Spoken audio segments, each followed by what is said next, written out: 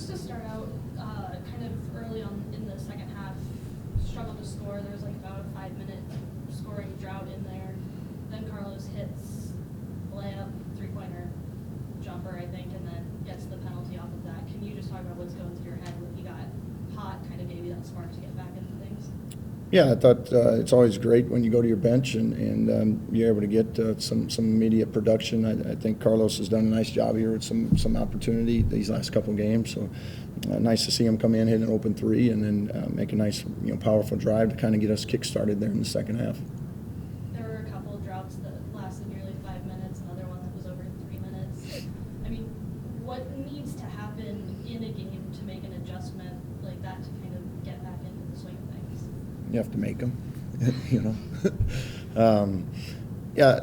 there was a few possessions that weren't great. I thought, for the most part, we were getting fairly good looks. We'll see what the tape says, but sometimes they don't go in. But trying to avoid some of those long droughts is always important in games because that's where it swings back and forth. So, without seeing it specifically, there were a few quicker shots at times. I thought, we challenged a little bit at the rim off of one pass when we had some other opportunities maybe to get Brody a touch inside or something like that. So I thought after that, when Carlos came in, I thought then we kind of got a little more pace and got a little more movement and we're able to get downhill, get Brody in the post a little bit more, and we're more productive that way. But the offensively, it just felt like all night we just were a half step off.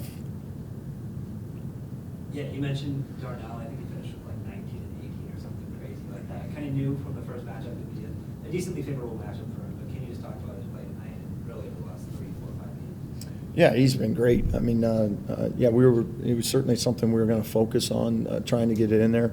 I thought Valpo did a good job of fighting him and kept it out of there. I would have liked to have, instead of 7 for 8, I would like to have gotten him 15, shot opportunities.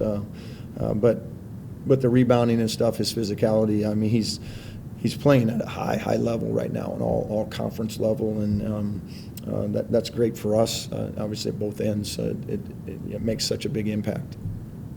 Stafford had 32 tonight. KO kind of said that he's a guy that when you prepare for him, it's not necessarily shutting him down, but trying to contain him. How did you prepare to face a guy that can shoot like he can? Yeah, he was a big part of our scout, and trying to slow him down. And, that's something we got to get a little better at. When you're letting their best player get going the way they did, we've had that in a couple other games too. We got to make some adjustments to figure out how to collectively slow him down. I didn't think we did a good enough job there as a coaching staff to figure out something else to throw at him to get him a little more uncomfortable. But he's a good player. I mean, he got it going and was able to keep them right in it for a good portion of the night. And I'm sure you probably have to go back and look at the film, but when you look at you and I on Saturday, and then you go into a stretch against 3 more of some of the best teams in the league, I mean, how do you kind of take the defense's performance tonight and learn some things to go against even better players? Yeah, I think every night's a different night, a unique night. First half they were 35% and we guarded well. It's just second half we didn't, and it's avoiding those lulls. Maybe it's as simple as when you get a lead, our focus drops a little bit. So we just got to be better there. Got to be a little tougher minded, I guess, to play that full 40. But obviously the teams you play every single night, and obviously coming up here with Indiana State, and you better be hooked up for 40 minutes because they're terrific offensively. So if you have stretches like we did tonight, you're not winning that game. So we got to figure out what it is we can do to make some adjustments and some tweaks and get ready to play again on Saturday.